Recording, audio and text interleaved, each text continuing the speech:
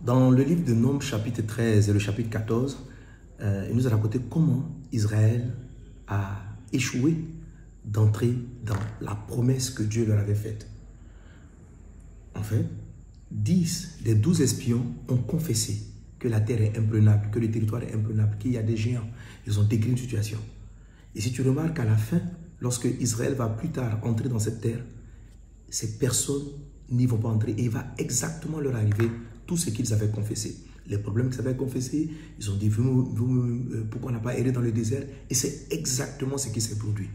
Mais les deux autres, Josué et Caleb, qui avaient fait d'autres confessions, qui avaient dit nous pouvons prendre ce territoire, ils ont été les deux seuls survivants. Il leur est arrivé exactement ce qu'ils ont confessé. Tu sais, dans le cœur, on peut souhaiter certaines bonnes choses.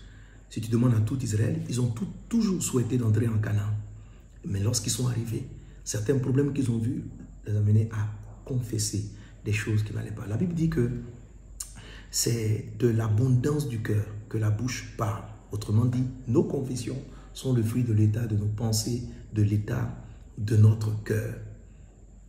C'est la raison pour laquelle, malgré tous les enseignements et les nombreux enseignements qu'on entend sur déclarent plutôt des paroles favorables, déclarent plutôt des paroles positives, très peu de chrétiens arrivent à se maintenir sur ce genre de confession. Parce que le problème se commence à partir de leur cœur, qui a une réaction bizarre.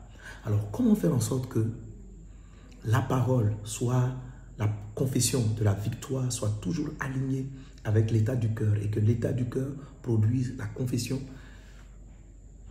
Comment y arriver? C'est ce dont nous parlerons ce week-end. Je t'assure, frère, c'est un grand secret qui va travailler, transformer toute ta vie. Avoir développé un cœur pur, un cœur sans pensée mélangée. C'est ça la pureté. Un cœur sans pensée qui ne sont pas celles de Dieu. Un cœur pur. Comment est-ce qu'on développe cela? Le cœur pur fait la différence. C'est ce qui permet à cette femme qui avait la perte de sang de 12 ans de déclarer, de confesser que si elle touchait Jésus, elle allait être guérie. Et c'est exactement ce qui lui est arrivé. C'est cet état de cœur qui permet au centenier de dire que Jésus n'a qu'à simplement dire un mot et son serviteur sera guéri. Et il a été guéri.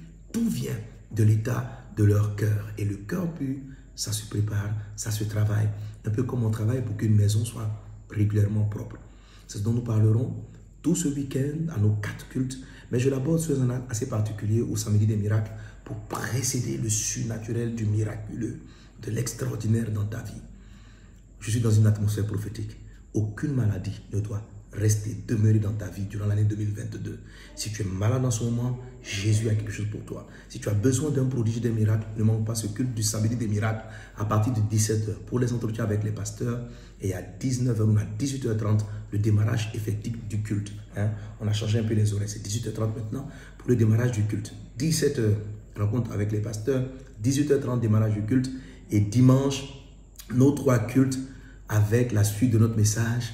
Le premier territoire à conquérir, ton cœur, à partir de 7h pendant nos 3 cultes. Que Dieu te bénisse abondamment.